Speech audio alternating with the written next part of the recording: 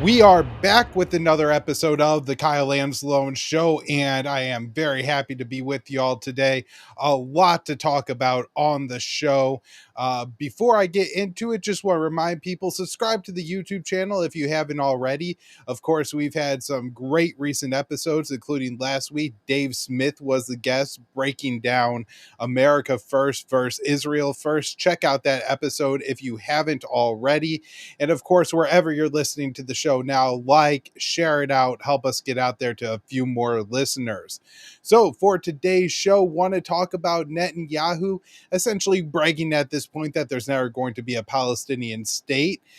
Want to break down the question that the media is asking after the Alaska summit. Why didn't Trump walk out? Next, will Ukraine and Europe kill a potential deal? And this big topic, Article 5 protection for Ukraine.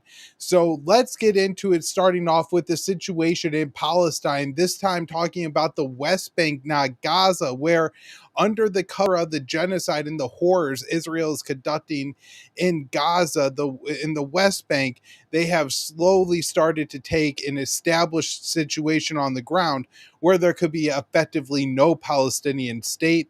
And this is what Israeli Prime Minister Benjamin Netanyahu had to say. This is a AI generated reading of a text of a ads post from Netanyahu. Let's play this. Today I visited Ofra, which is celebrating its jubilee, 50 years since the establishment of the settlement. 25 years ago, I planted a cedar tree here and promised to return on the day the settlement celebrates its jubilee. Today I returned. I stood here half a jubilee ago and said that we would do everything to ensure the continuation of our hold on the land of Israel, that we would prevent the establishment of a Palestinian state, and that we would thwart all attempts to uproot us from here. Blessed be God. What we promised, we fulfilled.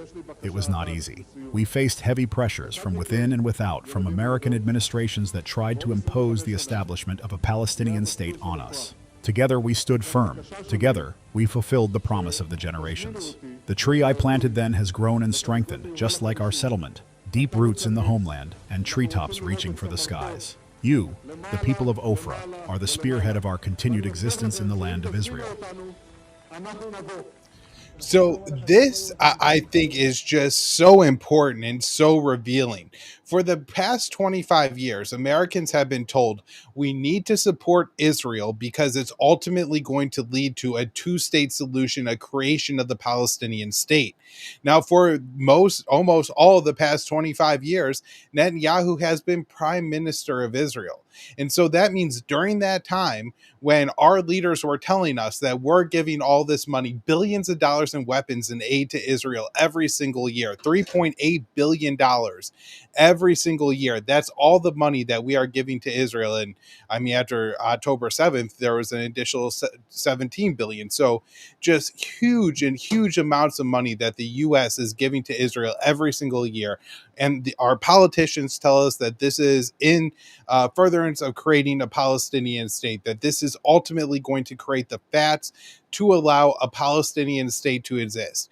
And what Netanyahu is saying, that even in the defiance of his benefactors, he says American presidents have opposed this. So even as American presidents are telling Americans that this is important to establish a two-state solution, Netanyahu is saying, no, that's not what I was doing. I was working against the American presidents. I was ensuring there would never be a Palestinian state. Now, I have to mention here, of course, another prong of this approach, it wasn't just the settlement expansion in the West Bank, but it was maintaining and propping up Hamas in Gaza as a way, as an excuse not to have to ever negotiate with the Palestinians, even if the Palestinian Authority is working in compliance with Israel.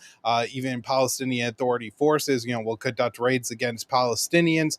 Like this happens in the West Bank. The Palestinian Authority works with Israel. And even with that, because Hamas existed in Gaza and because Hamas controlled Gaza, Israel would say, we don't have a partner for peace. We can't negotiate with the Palestinians while Hamas is in control. And so during that time, what Netanyahu, what the Israelis were doing, and everybody could see it. Everybody could see the maps. They were expanding the settlements in the West Bank, and they were cutting off Palestinian communities from one another and establishing checkpoints all over the West Bank to make Palestinian travel very difficult. They effectively had a apartheid system. That's what international groups have said in the situation of Gaza. That's what Israel was doing, was they were slowly taking that territory. And now the big change that happened recently was that the Israeli government approved an additional settlement expansion in the West Bank, and this is going to sever the West Bank in half. And as Israeli Finance Minister Bezalel Smotrich explains, this will sever the West Bank, the Palestinian portions of the West Bank in two, and ensure that we can never have a Palestinian state. Let's play this next clip. A form that is not perfect for both sides. Anyone today in the world who tries to recognize a Palestinian state will get an answer from us on the ground. Not in documents, not in decisions or declarations, but in facts. Facts like houses, facts like neighborhoods, roads, and more Jewish families building their lives. They will talk about the false Palestinian dream. We will continue to build a fulfilling Jewish reality. From here, on this important day, I call on Prime Minister Benjamin Netanyahu.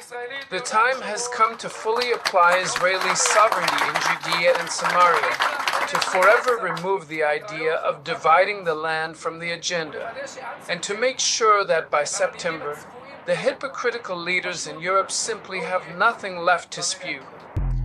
So what Smotrich is explaining there is that the Israeli policy, what they are doing, is making a Palestinian state impossible. He said they would bury the idea of a Palestinian state.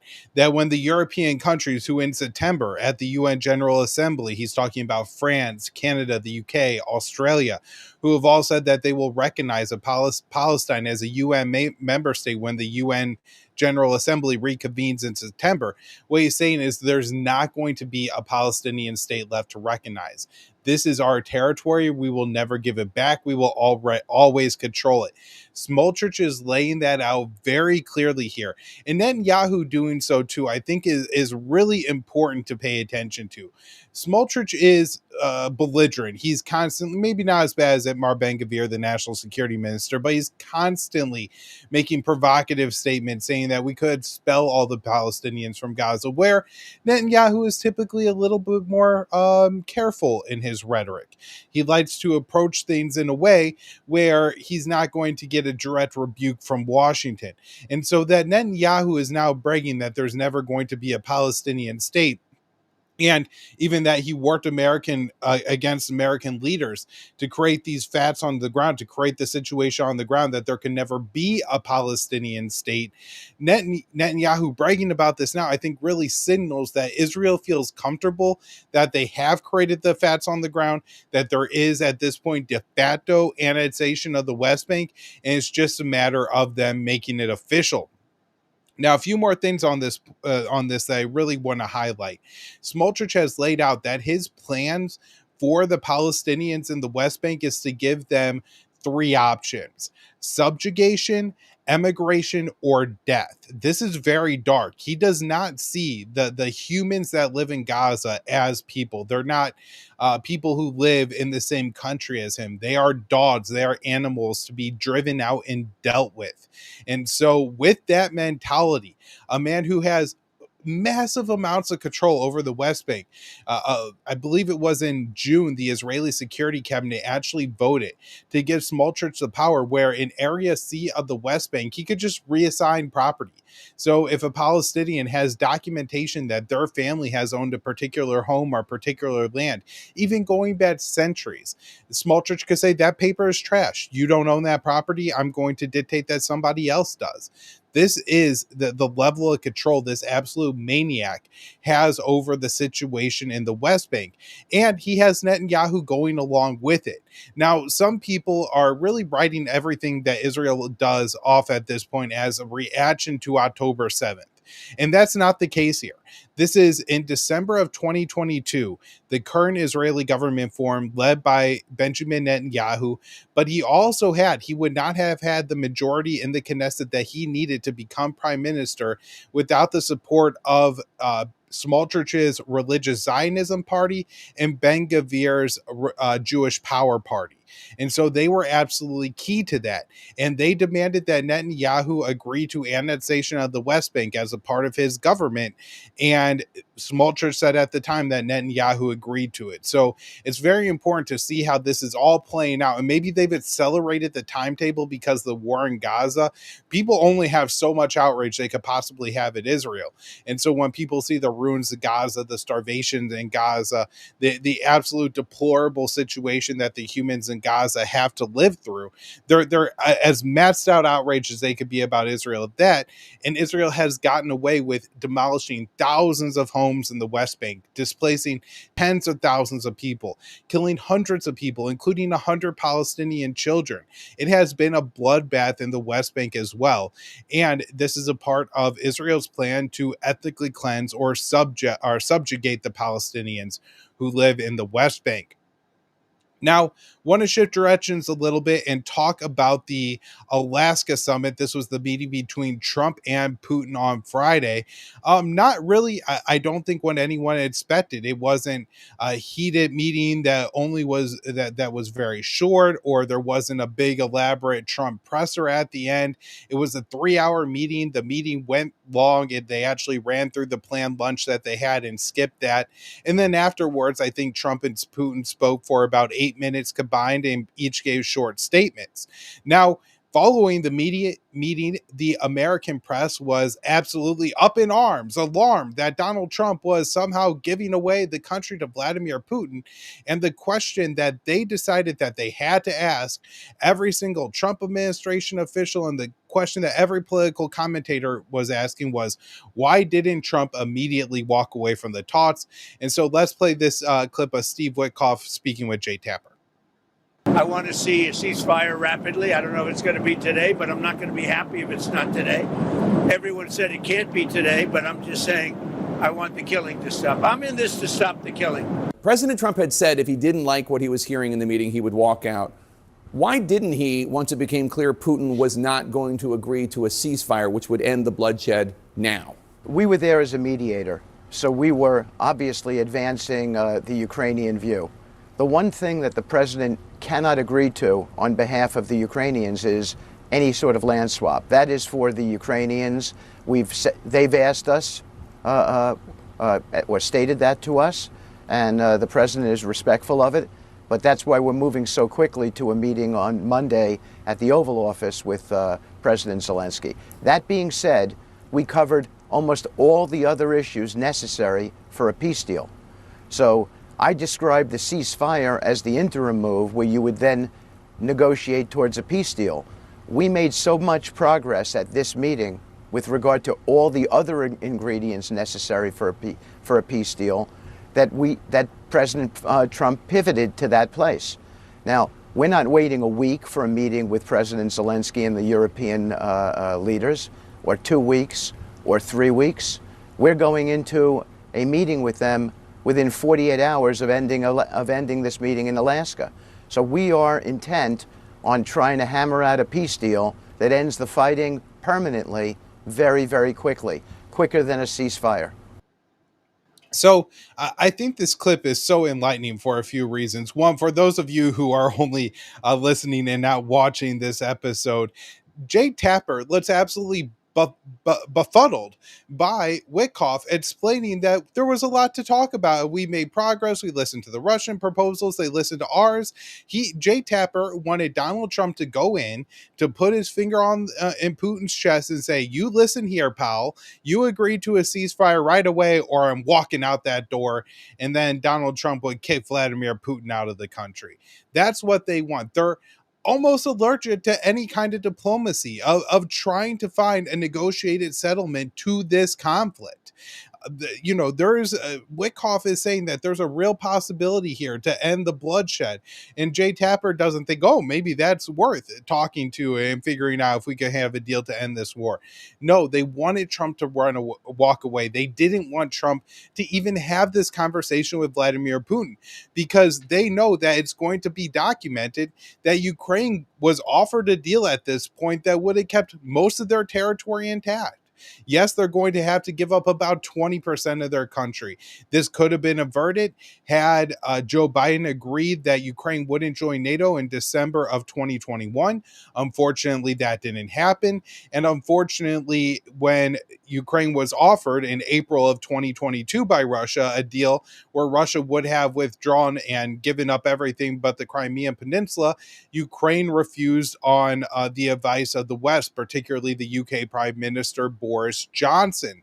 And so if another deal from Russia comes up now that in the long run turns out to be a much better deal that whatever Ukraine gets when they lose this war, when the Ukrainians are forced to negotiate with the Russians at the barrel of a Russian gun, when that happens, Ukraine isn't going to get a good deal at all. And all these people who advocate against it and pretend that they are the supporters of Ukraine, that they're the ones who are standing up for democracy and Western values, are really just sacrificing more Ukrainian lives, and in the end, it's going to cost Ukraine more territory, more sovereignty, more control that Russia is going to have, not only in former Ukrainian territory, but likely over the whole country of Ukraine. Imagine if Russia seizes Ukraine's entire Black Sea coast. It would be a joke of a state going forward. At least that they retain Odessa and the border between what would now be Russia and Moldova, Ukraine would have a good degree more sovereignty. But this is something that we're seriously talking about Ukraine losing at this point. And Jay Tapper just doesn't want to hear it. He doesn't want diplomacy to happen. He wants this war to go on. Now, I think he's going to publicly say that's because this is for Ukrainian democracy, but this man isn't that stupid. He sees what's going on in Ukraine, how the Ukrainian government has cracked down on ethnic Russians and imposed language laws, how they've seized the assets and arrested the clergy of the Russian Orthodox Church, how Zelensky has stayed past his election mandate, how he's cracked down on all kinds of dissenters, how they've rounded up young men who have been dragged off the street, literally dragged out of their mother's arms to go and fight this war that none of them want to fight. This is absolutely horrific and authoritarian what's happening in Ukraine. And Jay Tapper has to know that, and yet he supports this war anyways. They want the killing to go on. I'm sure they like the news story and see it profitable for that reason, but he is, after all, effectively a part of the deep state, and this is what the deep state wants. This is what the permanent intelligence community wants. They want this war to continue to go on, and they see it as weakening and overextending Russia. Even if it comes at the massive, massive, unbelievable price for Ukraine, they simply don't care. So when we go to the press conference after the Alaska summit, I think one of the most important statements that Trump said was ultimately that this is up to Ukraine. Now, I think this really doesn't represent the framing correctly. Ukraine is on life support. America is the generator keeping that life support running. If Donald Trump says to Zelensky, we're pulling the plug if you don't agree to the deal, Zelensky has essentially no choice but to agree to the deal. Ukraine wouldn't be able to continue to fight. All the training and weapons and military and intelligence support that we give Ukraine is absolutely essential to keeping the Ukrainian military fighting. And so, of course, Donald Trump could negotiate a very reasonable agreement with Russia and effectively force the Ukrainians to agree to it. But Donald Trump said he's not going to do that. It's going to be up to the Ukrainians. And President Putin mentioned this in his speech, or in, I guess it's mainly a speech. It's hard to call it a press conference because they ain't take questions. But President Putin also mentioned this in his speech after meeting with Trump. I would like to hope that the agreement that we've reached together will help us bring closer that goal and will pave the path towards peace in Ukraine. We expect that Kiev and European capitals will perceive that constructively and that they won't throw a wrench in the works. They will not make any attempts to use some backroom dealings to conduct provocations to torpedo the nascent progress. Overall, it's very important for our countries to turn the page, to go back to cooperation. It is symbolic that not far away from here, at the border between Russia and the US, there was a so-called international date line. I think you can step over, literally, from yesterday into tomorrow. And I hope that we'll succeed in that. So I thought this was important because Putin seems to understand that one of the remaining hurdles here are the Europeans and the Ukrainians and the leadership of those countries, not the population. And I'm sure Putin even understands that, who really do want this war to keep going. The martial law in Ukraine is the only thing that is keeping Zelensky in power. I'm sure once he leaves office, there may or may not be a corruption investigation, which would likely uncover that this man has made billions of dollars off the lives of so many young Ukrainian men and now older Ukrainian men who were sent to the deaths to fight his war that ultimately ended up costing Ukraine more territory. And so for Zelensky, his hold to power, everything that he has depends on this war continuing. I also think he's a little bit probably not a sound mind at this point in time, and is really caught up in this warfare, and almost like he's playing a character of this country that's leading a righteous fight against the aggressors, and he's this young military leader who's really taking charge and winning the fight, and caught up in that identity is going to end up with a lot more dead Ukrainians. Now, this is what French President Emmanuel Macron had to say on the issue. Do I think President Putin wants peace? The answer is no. If you want my personal conviction, no. Do I think President Trump wants peace? Yes. I don't think President Putin wants peace. I think he wants Ukraine to surrender. That's what he proposed. If we are weak today with Russia, we will be preparing for tomorrow's conflicts, and they will affect the Ukrainians. And let's not kid ourselves. They can also affect us at the very moment when our country continues to be regularly attacked on the cyber front, on the information front, or in contested areas, from maritime to space. So there is no weakness. Basically, what we are going to say tomorrow, we want peace. Everyone who is here tomorrow in Washington has been on the side of peace since day one. But we want a robust peace, a peace that can in no way be a capitulation, a peace that can in no way be achieved at the expense of the security of Europeans. So this statement is important. I think Macron has a lot of influence on the European community and how they approach the war in Ukraine in particular. And he's essentially saying that Ukraine isn't going to agree to this deal. And if the Ukrainians and the Europeans veto it, that means more war. Now, the big question from there is, how does Trump respond? Does he say, I hammered out this very reasonable proposal. It was almost done with Vladimir Putin. And by rejecting it, Trump personally feels rejected. Maybe he plays hardball, or at least he even walks away from supporting Ukraine, puts more distance between Washington and Europe. Or, of course, Donald Trump could be wrapped up in this and say, okay, if the situation is that we keep the war going, then we continue to send our arms, provide intelligence, provide training, and keep trying to tighten the screws on the Russian economy by adding more sanctions to their trading partners. Ultimately, that's going to weaken and hurt the American economy. It's not going to be good for the United States.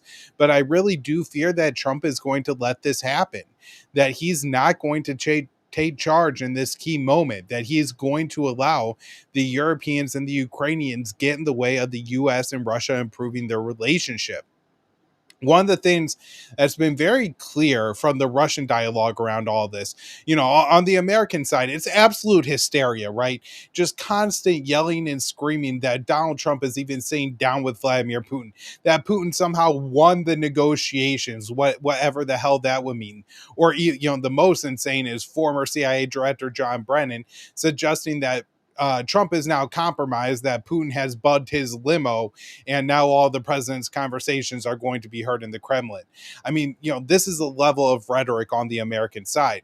Now, on the Russian side of this, the rhetoric surrounding this has been much more grounded in reality, highlighting that aside from Ukraine, there's a broader issue here, reestablishing Russian and American trade. And one of the things that happened was there were business delegations that also met during the summit, aside from the leadership meeting.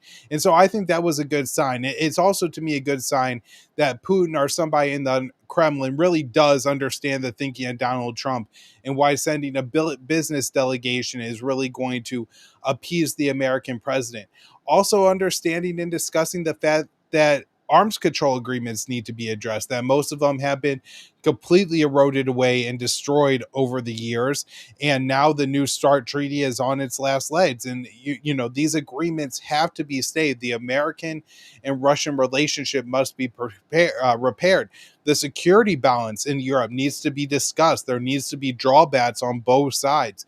NATO doesn't need military bases in the Baltic states. They don't need to be doing war games where they fly nuclear capable bombers to the Russian border or patrol the waters near Russian coastline. These kinds of war games could be ramped down in the future. And so these need to also be talked about. And so overall, I thought the summit seemed to go well, although the reaction from the American media was certainly a downside. And the reaction from the Europeans and the Ukrainians suggested that a deal is unlikely. Now, one of the interesting talking points in all of this is, of course, Ukraine isn't going to join NATO, but Ukraine has been asking for security guarantees that they're not going to be able to join NATO. And there's reports in the Western press that Putin had agreed to allow Ukraine to receive Article 5 style guarantees from the West. And this is Witkoff, Trump's personal envoy, Steve Witkoff, discussing it. We agreed to robust security guarantees that I would describe as game-changing. We didn't think that we were anywhere close to agreeing to Article 5 protection from the United States, in legislative enshrinement within the Russian Federation, not to go after any other territory when the peace deal is codified, legislative enshrinement in the Russian Federation, not to go after any other European countries and violate their sovereignty. So we agreed to, there was plenty more. Oh. So I think this is important. And it may show that Russia is trying to find places where they could at least seemingly make concessions to the Ukrainian side to make this deal more acceptable to the Ukrainians. And I think it's possible that Vladimir Putin is okay with a Article 5 style agreement, saying that if Russia were to attack in the future, these other countries agree to Ukraine's security in vague terms. This is something that was in, I believe, the 1994 Budapest Memorandum, where Ukraine agreed to send the nuclear weapons back to Russia, the old Soviet nukes they had back to Russia, in exchange for vague security guarantees from the West. I don't think that Russia is going to agree to large NATO deployments to Ukraine. And this is really Russia's issue with NATO expansion to Ukraine. Wasn't necessarily Ukraine entering into alliance with another country, but all the things that come with NATO, deployments of massive and powerful Western weapons systems to Ukraine, long-range missiles, potentially even silos that could carry tomahawks capable of carrying nuclear weapons. And so there are a lot of issues that Putin had with NATO expansion to Ukraine, aside from the Mutual Defense Pact. And so maybe this is some movement on the security guarantees from Russia, but I do think Russia is still going to ask for significant demilitarization of Ukraine. Now, there's this other issue that's kind of tied up with it, which is, would European or potentially even American troops be sent to Ukraine to enforce any ceasefire?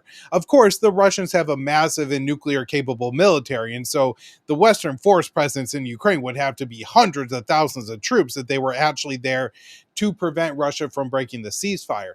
Likely, it would be a token number of troops stationed there essentially to act as a tripwire, right? If Russia were to invade Ukraine, they would have to kill some Americans, French, German soldiers, and Russia would be more hesitant to do that because that would certainly bring in the Americans directly on the Ukrainian side. That would be the thinking behind it. I think Russia's likely to object to this. It's not going to happen, and that this is another European effort to propose something that may seem somewhat reasonable to Donald Trump, but ultimately is aimed at being a poison pill to the talks. All right, everyone.